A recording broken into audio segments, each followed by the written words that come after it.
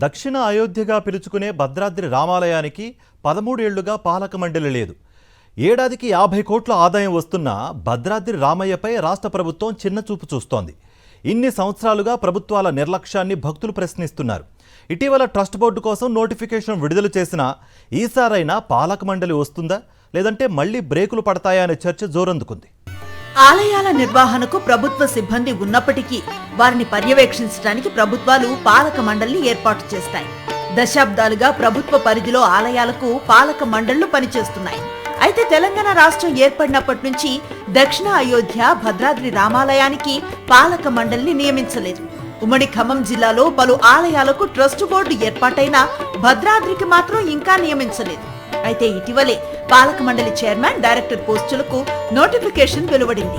వెంటనే పాలక మండలిని ఏర్పాటు చేయాలని డిమాండ్ పెరుగుతోంది. భద్రాచలం దేవస్థానంలో ఉన్నటువంటి అధికారులు వాళ్ళ ఇష్టరాజ్యంగా వ్యవహరిస్తూ ఉన్నారు. ఇటీవల కాలంలో మనం పరిశీలన చేస్తే అనేక అవినీతి ఆరోపణలు వాళ్ళ అధికారుల దగ్గర నుంచి వస్తూ ఉన్నాయి. కొంతమంది పనిష్మెంట్కి కూడా గురైనటువంటి పరిస్థితి చూసాం. ఇటువంటి పరిస్థితుల్లో ఒక పాలక మండలి అనేది ఉంటే ఆ పాలక మండలి ఆధారంగా ఏ పనులు చేయాలి, ఏ పద్ధతిలో చేయాలి, ఎప్పటికప్పుడు ఒక పర్యవేక్షణ అనేది ఉంటుంది. కాబట్టి తక్షణం ట్రస్ట్ బోర్డు అనే దాన్ని ఒకటి ఏర్పాటు చేయాలని చెప్పేసి మేము సిపిఎం పార్టీగా కోరుతా ఉన్నాం. భద్రాచలం రామాలయానికి దేశం నలుమూలల నుంచి భక్తులు వస్తుంటారు. శ్రీరామనవమి, ముక్కోటి ఏకాదశి పర్వదినాల్లో భక్తులు పోటెత్తుతారు. ఆదాయం కూడా భారీగానే వస్తుంది. ఇంతటి ప్రఖ్యాతి కలిగిన ఆలయానికి పాలక మండలి ఏర్పాటు కూడా అంతే కీలకం. అందుకే కమిటీలో ప్రవేశించడానికి విపరీతమైన పోటీ ఉంటుంది. ప్రస్తుతం ఉమ్మడి ఖమ్మం జిల్లా నుంచి 4 నేతలు చైర్మన్ పదవి కోసం తీవ్రంగా పోటీ పడుతున్నారు. మరి ఎవరిని వరిస్తుందో ఈ పదవి అనే చర్చ సాగుతోంది. ఏదేమైనా త్వరగా కమిటీని ఏర్పాటు చేయాలని స్థానికులు డిమాండ్ చేస్తున్నారు. రామాలయానికి ట్రస్ట్ బోర్డు గత 13 సంవత్సరాలుగా ట్రస్ట్ బోర్డు లేదు. గత ప్రభుత్వంలో అసలు ఆ ట్రస్ట్ బోర్డు గురించి ఊసేలేదు.